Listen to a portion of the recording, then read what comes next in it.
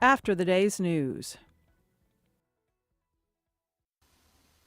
Live from NPR News, I'm Corva Coleman. The investigation continues into this week's mass shooting in Boulder, Colorado. 10 people were killed when a gunman opened fire in a supermarket.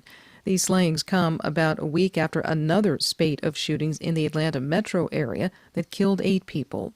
Lawmakers are calling for new gun control measures.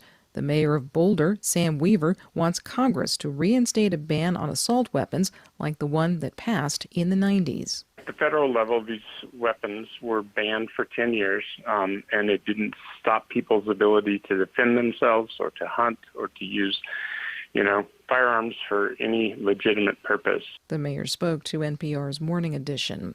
Also speaking this morning, Vice President Harris says that President Biden will not rule out taking executive action on gun control measures, but she says for change to be permanent, lawmakers need to pass legislation.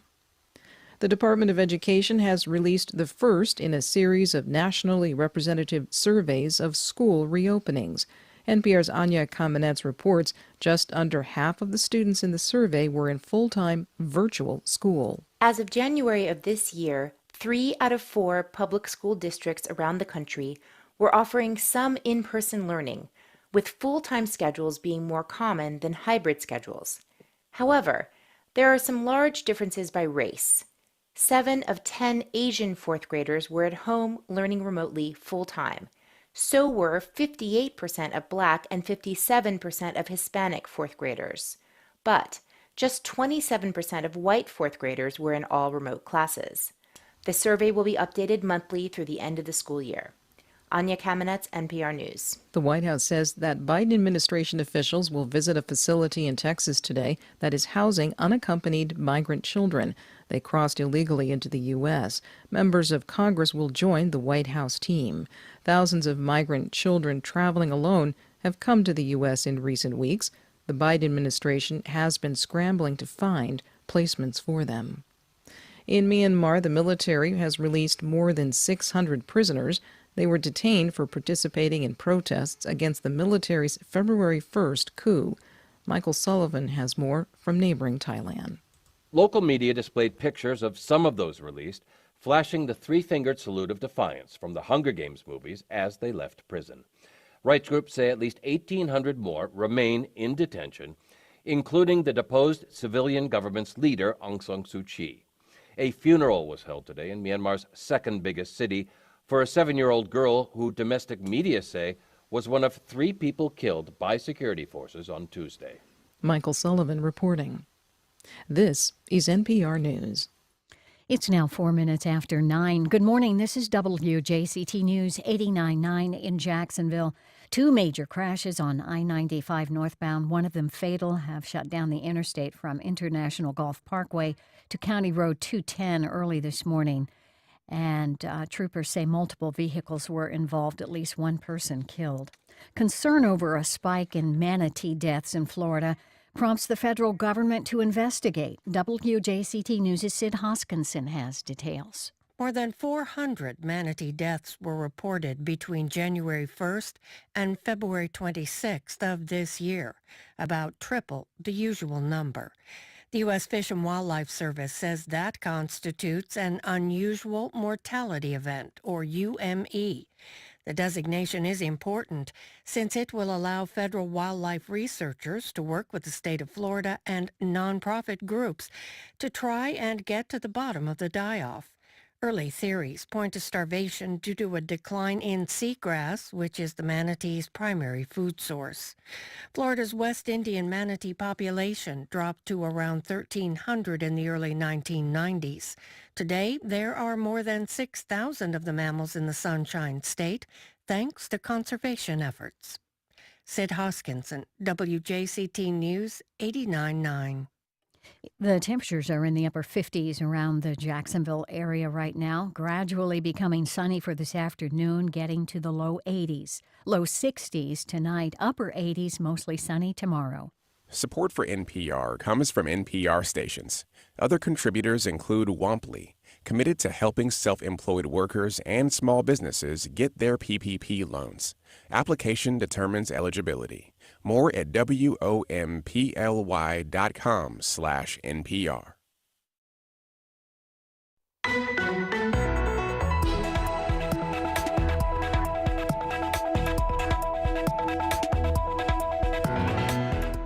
Removing painful reminders of the Confederacy at local public schools. Good morning. We're live from Studio 5. I'm Melissa Ross, and this is First Coast Connect. Thanks for listening.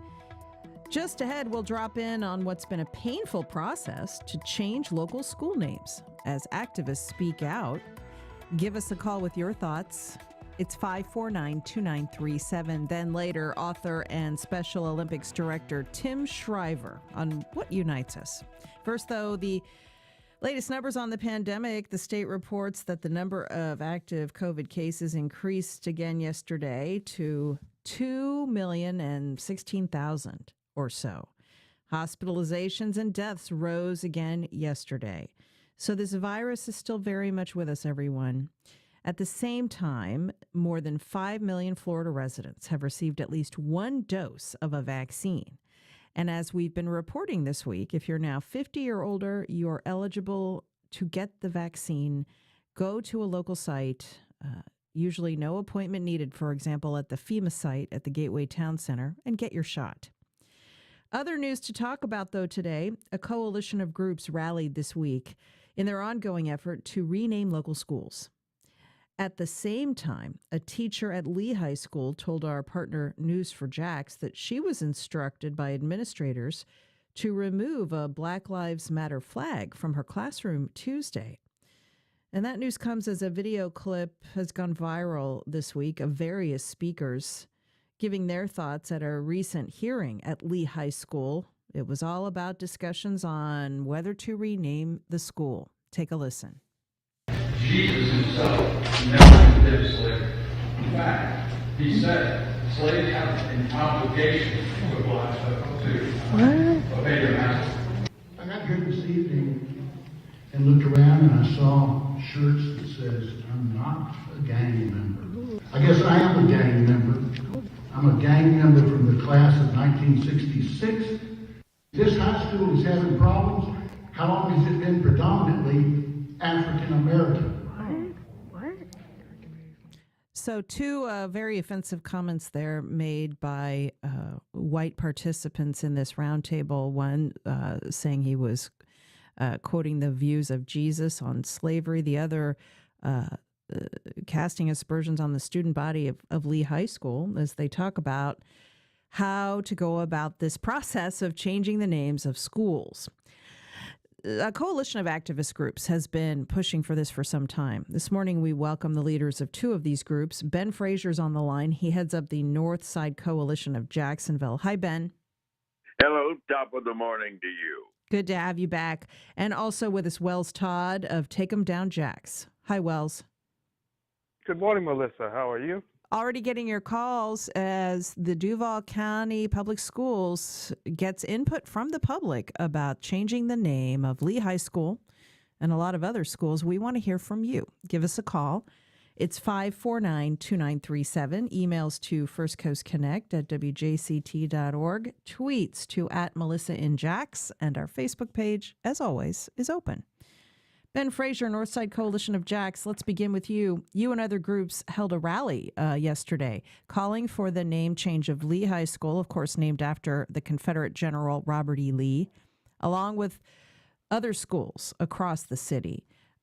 So you've been rallying for some time as the district holds this public engagement process and is inviting the public to take part in hearings about this. It looks as though the district's moving towards name changes. So what are your thoughts on the process this morning? Well, my thoughts are pretty concise. We obviously stand against the myth of white supremacy, the false narrative promoted by these Confederate symbols. Public schools named to honor Confederates, white supremacists, we feel are an insult to all parents, teachers, students, and residents.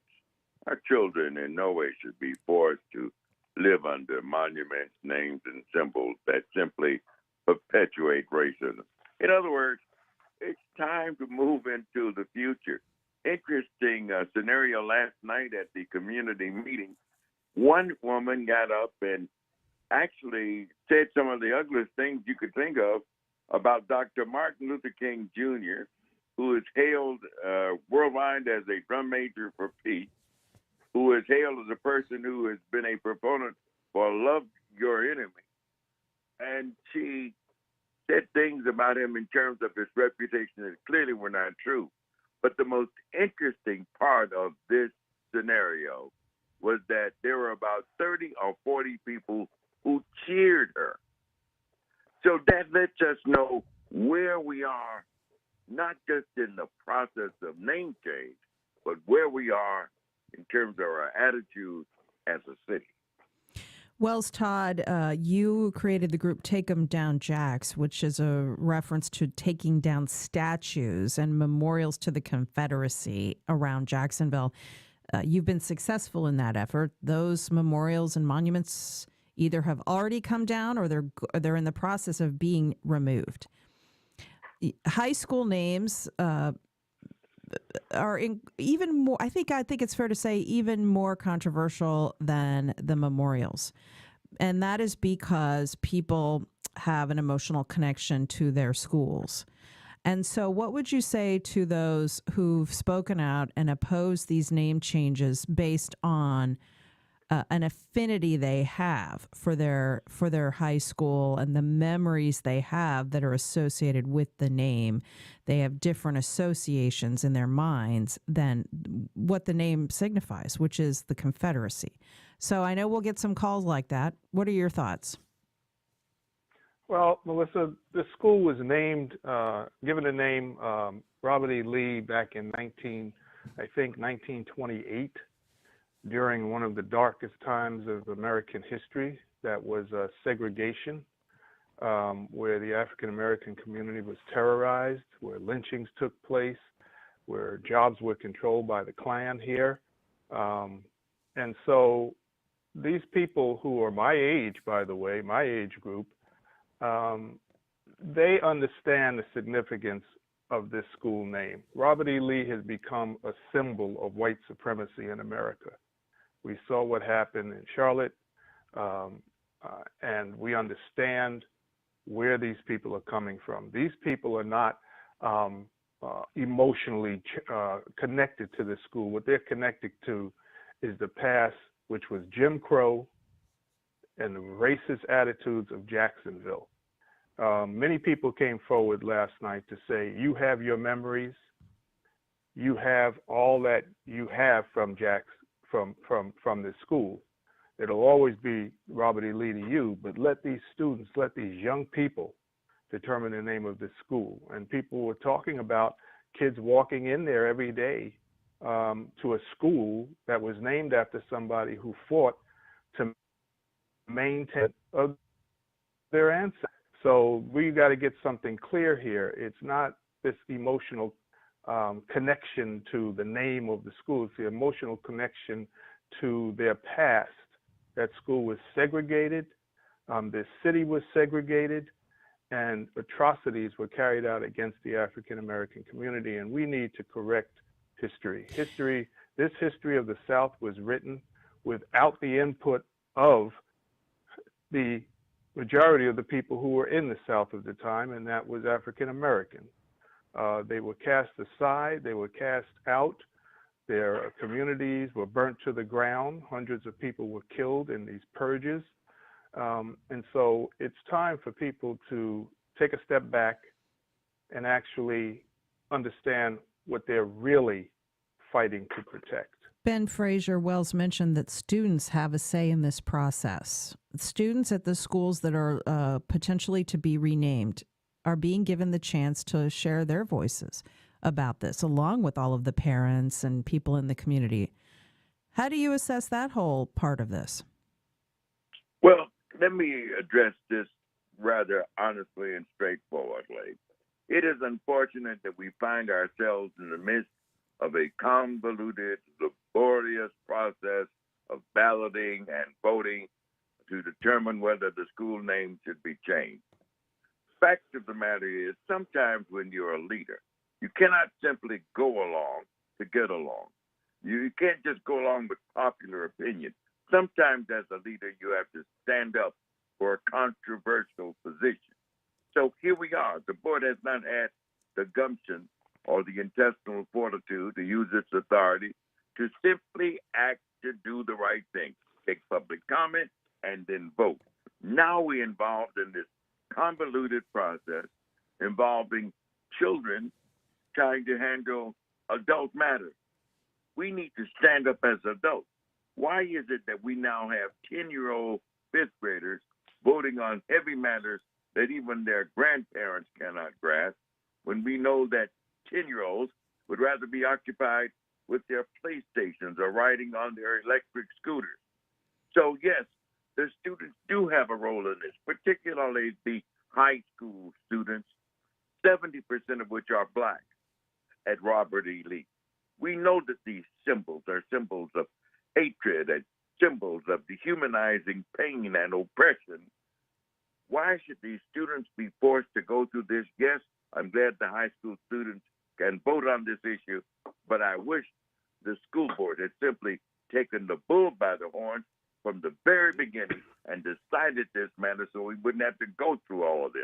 All right, let's get to some calls now as we talk about changing the name of Lee High School and other local school names. Cynthia is along Lakeshore Boulevard. Hi, Cynthia. Good morning. Good morning, Melissa. Thank you for this topic. I don't know whether those who are at Lee High School are taking into consideration that in academia, Lee High School has a long-standing, very good reputation.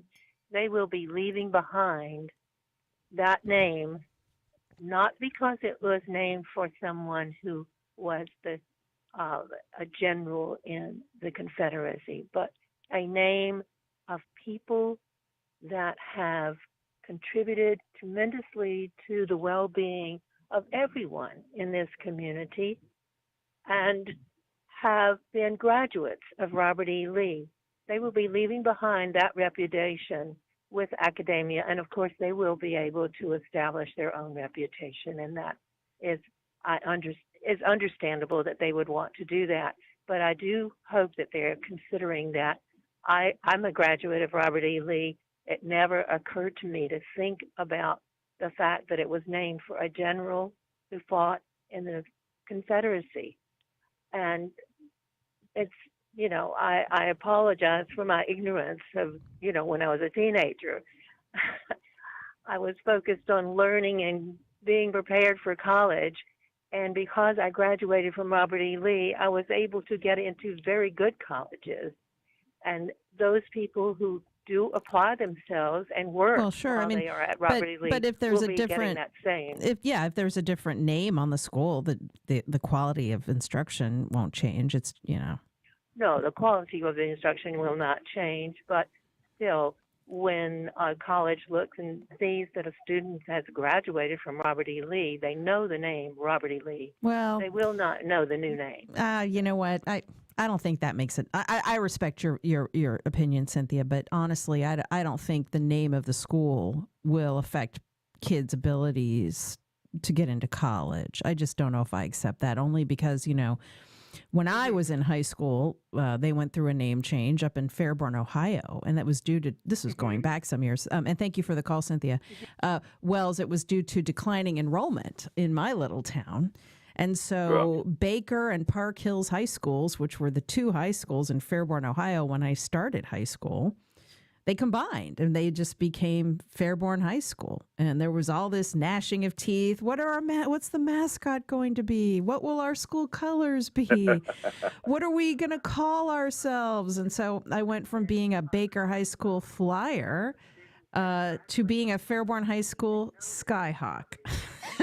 And people acted like it was the end of the world, and there wasn't even this additional issue, which is so significant, of the criminality and horrors of the Confederacy. It was just a school name change, but everybody survived, for goodness sakes. and nobody, we all move forward. So I'm just throwing that out as an anecdote. Talk about academia. The caller talked about academia. Again, the whole thing we're talking about here is education. It's not about going to school. It's about what you learn when you get there. The paradox of education, it has been written, is precisely this. That as one begins to become conscious, one begins to examine the society in which he is being educated. Okay. I understand that for so many people, they're going through an education. This is brand new to them. This is traumatic for them. Oh, sure. But we move forward. Let me get a lot of calls on, lots of folks waiting to weigh in. Jonelle in Avondale. Jonelle, good morning. Good morning, Melissa. What my question is, French Huguenot Captain Jean Ribault and the name Ribault. So what sources have been used by this group, including maritime documents, to validate that he murdered any indigenous peoples in Northeast Florida?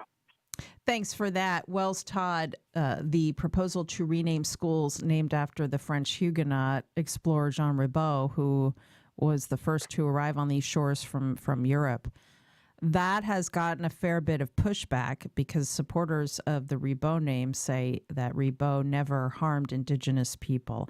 You've commented on this before. What's your take?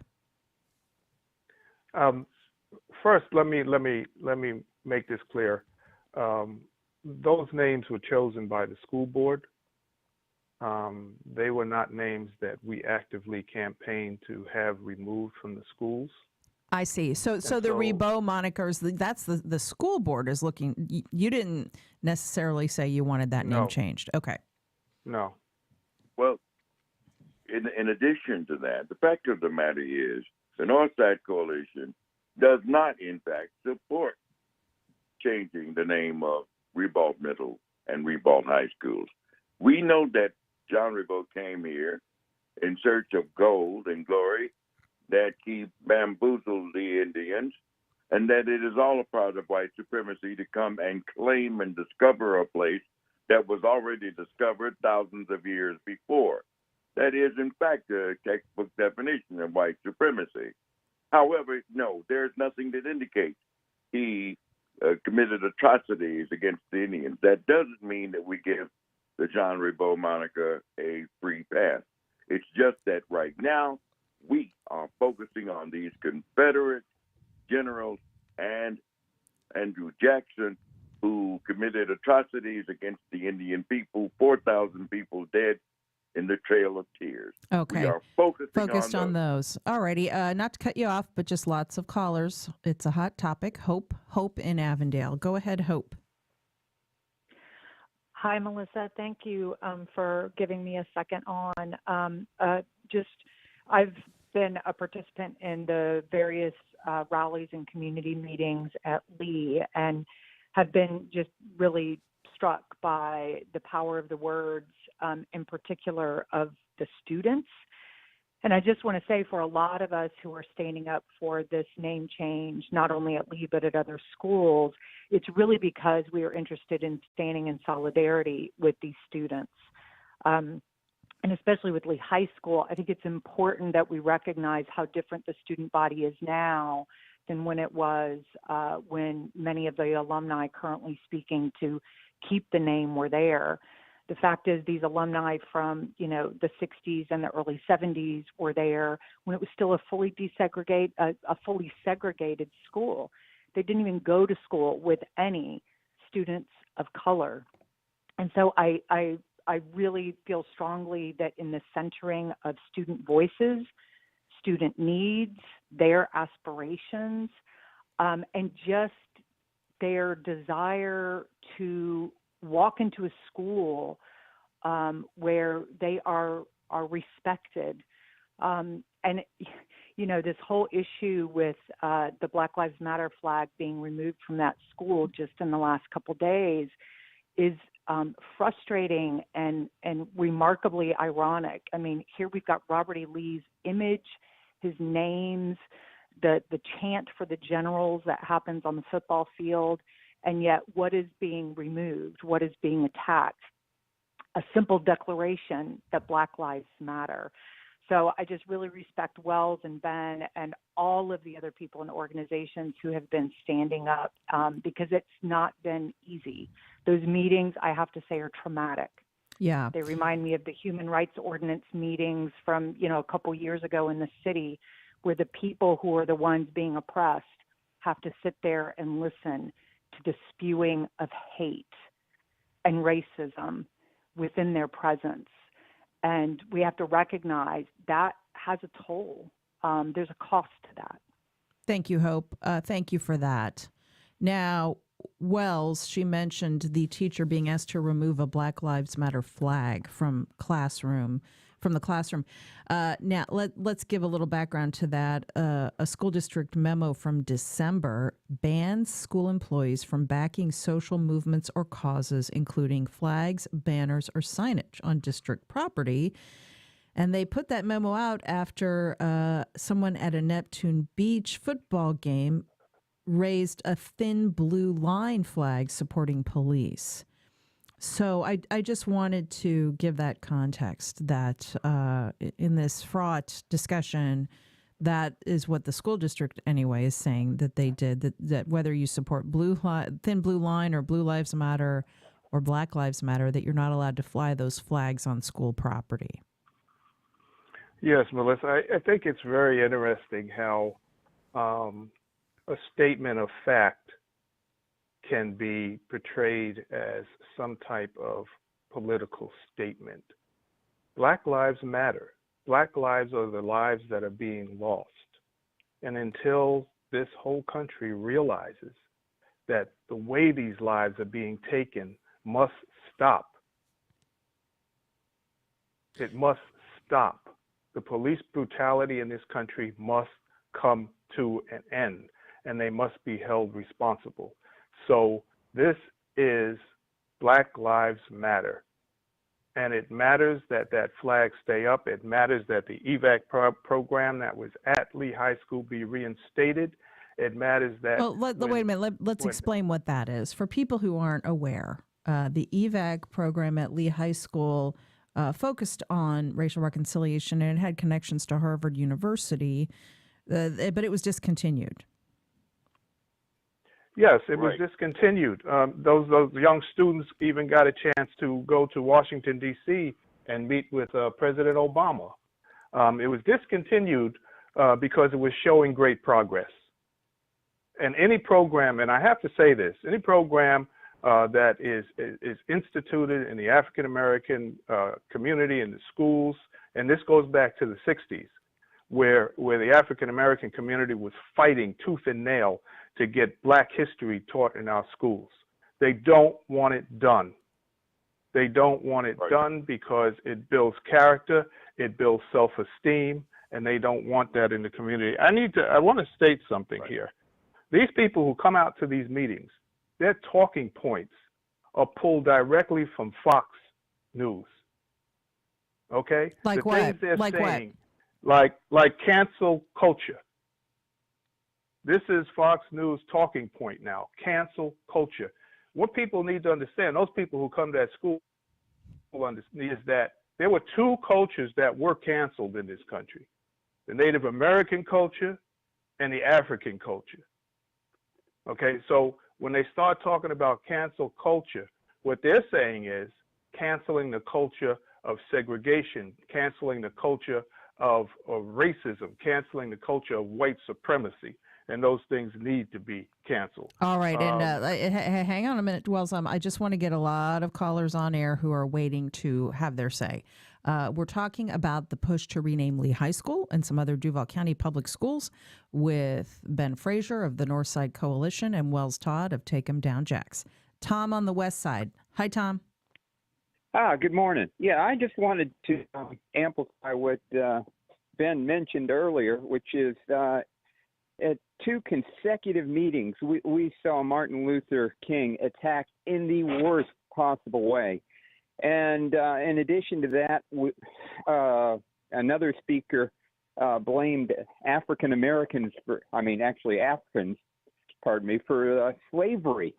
This has just become horrendous racially based, and it just shows where these people are coming from. The other scary thing is it shows how poor the education of Lee was in the segregated era, because these people just do not know what they're even talking about when it comes to Robert E. Lee. He was not that great a person, not that great a general. Well, he did lose. I mean, there is that. Okay, thank you for that, Tom. Lots of calls. Let's go to Beth in Jacksonville. Hi, Beth. Hi. Go ahead. So I just wanted to mention that Robert E. Lee School, Robert E. Lee is not a good person. Anybody who sends their children to school wants their children to have a good experience, feel as though they're connected to their peers, and enjoy going to school. Sending them to a facility under a name that does exactly the opposite is against everything that we're trying to promote amongst our youth today. Thanks for that, Beth. We're getting tweets and Facebook comments pointing out, making similar points. For example, here is a comment on our Facebook page from Paula. Did the Germans complain about all of the Nazi names being stripped from public institutions? Ben Fraser, Northside Coalition of Jacksonville. What we are seeing happen now with the Black Lives Matter movement, and at the local level, this reckoning process over monuments and names is a long overdue reckoning. We never really got that after the Civil War, as Germany did after World War II. And 150 years of denial essentially has been allowed to linger, particularly in the South, but not only in the South, about a false narrative about the Confederacy and the Civil War. And so this is a long overdue discussion, a long overdue reckoning in America. Yes, and it's for so many people a traumatic experience. They are having to confront reality all at one time. And I know it's difficult for some people, but rhetorically I ask the question, why should people who fought to perpetuate slavery be honored and glorified? Now, would we have a school named after Adolf Hitler? If you're Jewish, would you want your child to go to that school? It's unfortunate. You see, people are trapped in history, and history is trapped in them. The issue that we're dealing with is far greater than the simple question of whether we should rename schools. Folks, it's deeper than that. The overarching question is whether this city is finally ready to let go of its old boy mentality, ready to let go of its history and legacy of racial hatred, whether we are ready now to move into the sunlight of a brand new day. Are we really ready right now to become one city, one Jacksonville, to be or not to be? That is the question. Here is another question we've gotten. How will school renamings be paid for? The Jacksonville Public Education Fund tweets the show and says the school renaming fund allows community members to donate private dollars to help cover the costs. So far, 90 plus community members have donated. You can donate or set up your own fundraising page and ask support for family and friends. Go to jaxpef.org/renaming. That's the Jacksonville Public Education Fund talking about this process. And Jay is on the line in Mandarin. Hi, Jay. Good morning. Hey, how are you this morning? All right, thanks. Go ahead.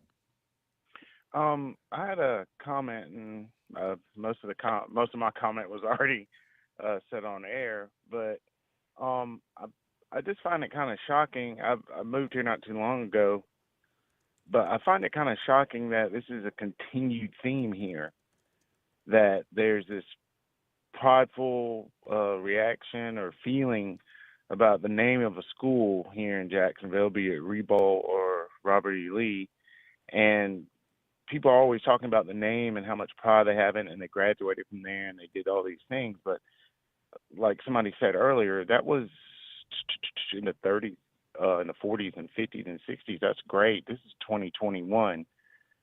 A group of black kids don't need to be seeing Robert E. Lee statues and pictures all over the place. If you don't know the history of Robert E. Lee, then you don't need to stand with pride because you went somewhere called Robert E. Lee High School. You don't know the history of the man, and he wasn't good like everybody else said.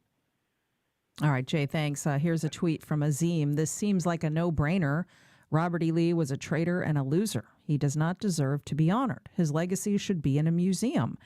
People who are outraged don't understand the difference between respecting our past versus honoring it. That's what this is about, Wells. Placing the names of figures from history in an honored position, naming a school or a building after them, is a symbol of honoring them. And so Take 'em Down Jax has been arguing for years now that these historical figures should not be honored with monuments, memorials, or place names. So with all of this said, let's talk about where this goes from here, because the school district is continuing the public dialogue. Yes? Yes, it is. They're continuing to have meetings about it. They're continuing to figure out what's going to come of the voting. But here is what I want to say. First, I want to invite people who understand the need to change the names of these schools out to the last two meetings. Today, there's a meeting at Andrew Jackson High School. And Thursday, there'll be a meeting, the last meeting at Robert E. Lee High School. Both meetings start at 6 p.m. And I would invite people to come out to make public statements on behalf of the need to change the names of these schools. But what we're dealing with is, they say things come back to bite you sometimes. And names of these schools, that is exactly what is happening. The history that we've been taught is a warped history of the United States. And it was allowed to go on, not just in the South, but the North aided and abetted this. We have to understand that the lost cause was set in motion to help destroy Reconstruction. Reconstruction was a time when America could have become great. Reconstruction was a time where reparations could have been made for those who worked for 246 years in slave camps. That's what we call these plantations. That's when reparations should have been made. But instead, Reconstruction was overthrown throughout the South. And what was put in its place was segregation, so that those large landowners and the rich in the South could maintain their position. And so what people have to understand is the history itself has never truly been taught. And that's one of the things that Take 'em fighting for, is fighting for history to be taught in our schools in the proper way and for the truth to be taught. We still have not taken down the statue in Confederate Park. We still haven't taken down the thing that the statue stood on in the park that used to be named Hemming. So we have a long way to go, and we are going to be back at the mayor's door demanding that he follow through on the promise that he made when he removed the Hemming statue. So there's still work to be done. And like I said, I invite people to come out to these last two meetings. One of the things that, and I want to end up and with we got to wrap. I'm so sorry. We are out of time, guys. We've got to get to another segment. I want to leave it there. I want to thank you, Wells Todd of Take 'em Down Jax and Ben Frazier of the Northside Coalition of Jax. Guys, thanks. Thanks. And sorry we couldn't get everybody on. This is extremely interesting to many people out there. We'll continue to follow it. Later, some good news for your week in our What's Good Wednesdays. That's ahead. And also marking Equal Pay Day in America for women. We'll be right back.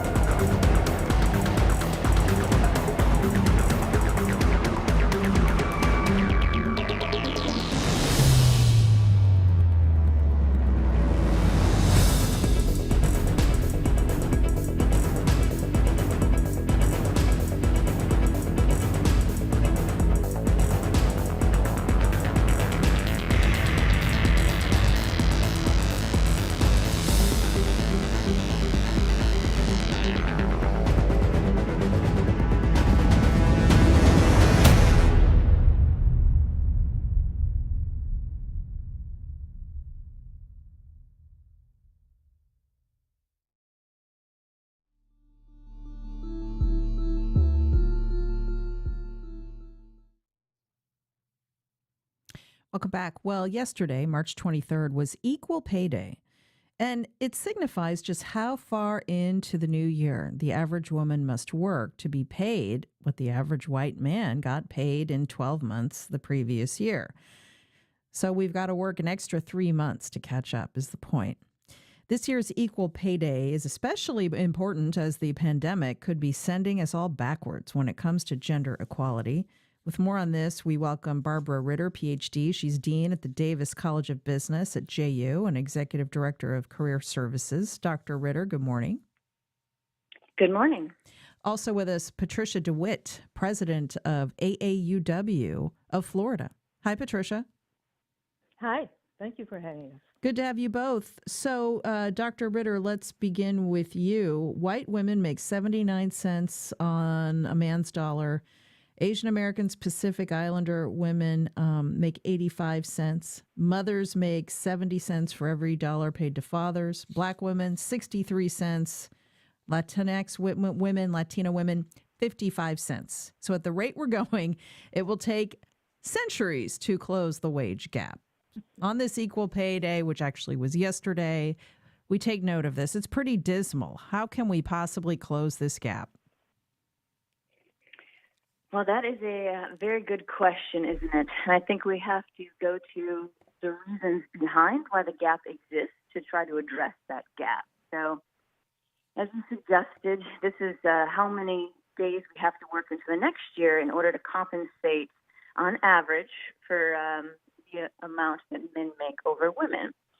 And there are a number of reasons that this occurs. So, research would suggest that the gender pay gap is in part due because women work fewer hours in some cases because of time spent on domestic care. There's an occupational gender segregation effect where occupations, because of our social norms and stereotypes, tend to be divided by gender. There's a motherhood penalty where women often are the ones expected not only to do the caregiving, but also take time off work for motherhood and family. And then you add to that bias and discrimination in leadership. And all of these things together contribute to the gap in pay. Yeah.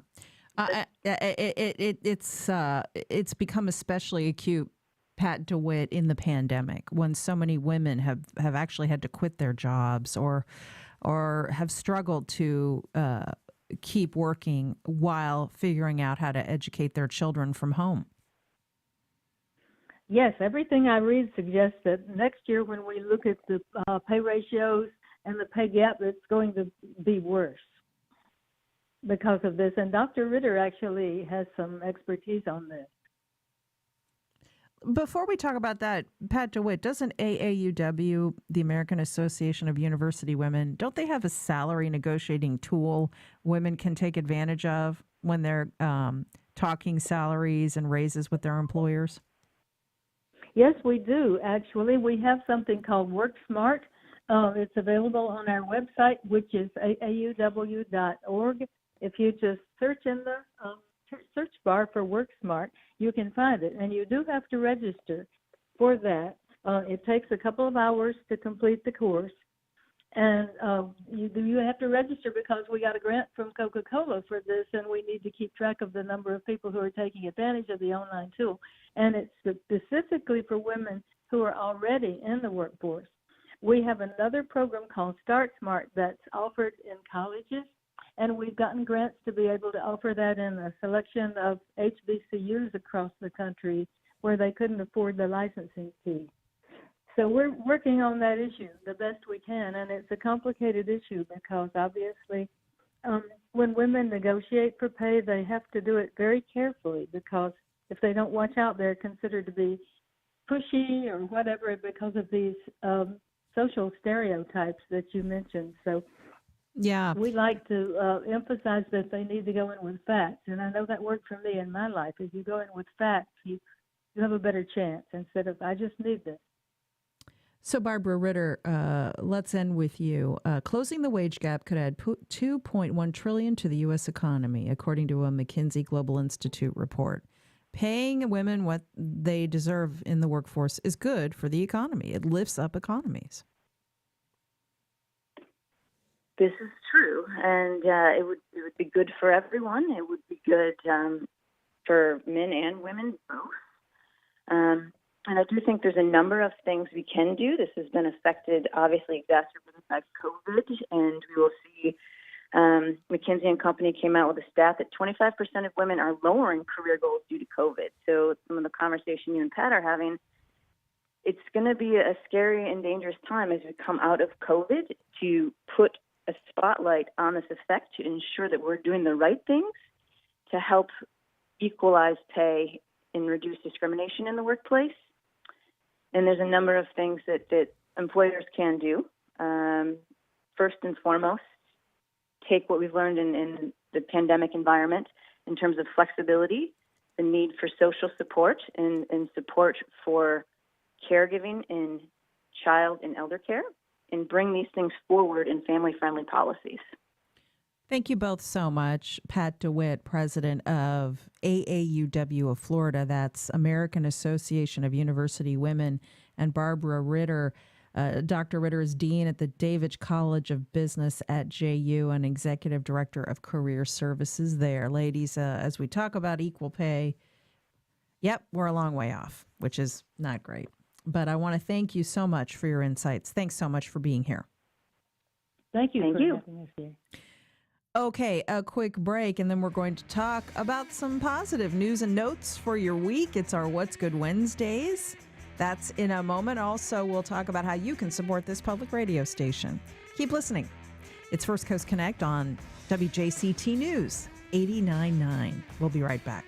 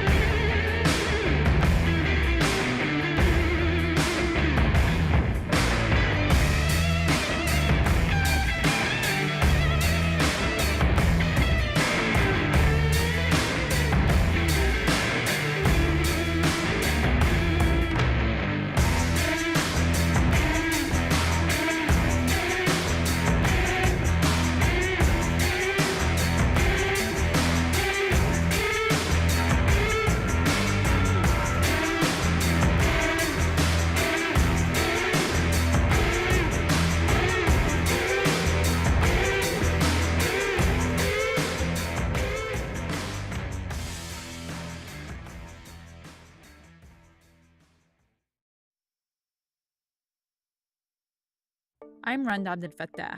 The saying goes that the news is the first rough draft of history. As we explore an NPR's throughline, it can be very, very rough. But it's a task we take seriously. That's why reporters at this station and NPR work hard to bring you the facts and get it right the first time. So don't settle for a rough first draft. Support journalism you can trust by giving now. Please call 353-9528 and thank you.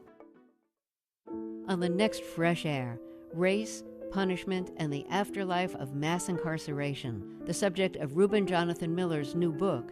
His father and brothers have spent time in prison, and Miller spent years in foster care. We'll talk about his life, his family, and his sociological study of people's lives after release from prison. Join us. Today at noon on WJCT News 89.9.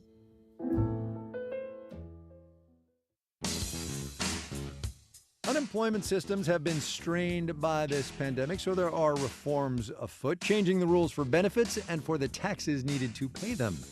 You have businesses all around the state that are just hanging on by the skin of their teeth to keep their doors open. I'm Kai Risdall. Washington State tries to keep more doors open with unemployment changes. We'll tell you about it next time on Marketplace. Tonight at 6, here on WJCT News 89.9. The president's being pushed to do more to help distribute vaccines worldwide. Some in his own party hope he'll fall in line behind the Pope, who says the law of the marketplace can't be allowed to determine who gets a shot. Others claim waiving patent protections is just a bad idea. The fight for everyone to get a shot. Next time on 1A. Today, starting at 10 on WJCT News 89.9.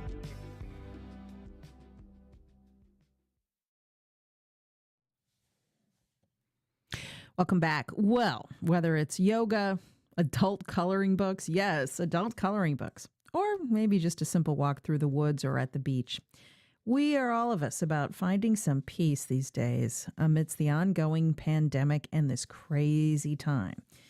If that's the place you're in right now, we hope you enjoy this curated content we put together for your Wednesday. Some good news that will help you find your Zen. It's our What's Good Wednesdays. Let's get into it. Well, you've heard about adult coloring books as a tool to deal with stress and anxiety. Now, a local talent has produced one of these you could snap up right away to achieve a bit of calm in these tense times.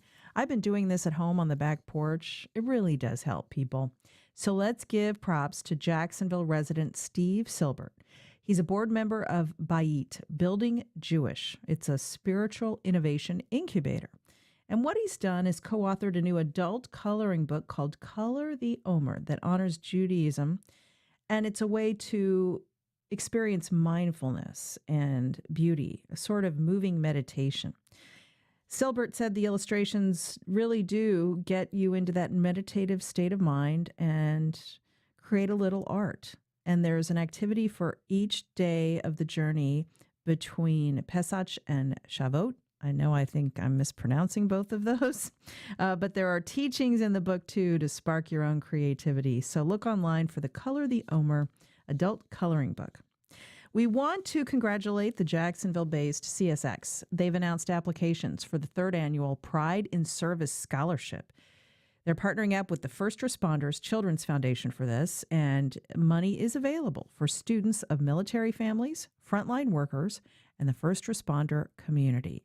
If you're a child, a student, and this is your family, that describes your family, and you are attending or plan to attend a post-secondary institution for the upcoming academic year, apply for the third annual Pride in Service Scholarship from CSX and the First Responders Children's Foundation. Just go online to the First Responders Children's Foundation website and get right into it. Speaking of getting right into things, this is such delicious news. Krispy Kreme, with Chaz, of course, 4 local locations, has rolled out a very tasty incentive for you to get your vaccine. Customers who present a valid COVID-19 vaccination card at any Krispy Kreme shop in the U.S. can receive a free glazed donut every single day through the remainder of 2021. That's a donut a day if you want to go that far. It's a sweet deal. Check it out at your Krispy Kreme location anywhere in Jacksonville. Let's go down to St. Augustine, where the Florida School for the Deaf and Blind has been doing amazing work educating deaf and blind students from across the nation for many decades. Did you know the great Ray Charles attended there? You can support this local treasure with a 5K race coming up this Saturday at Beacon Lake. Register at runsignup.com for that.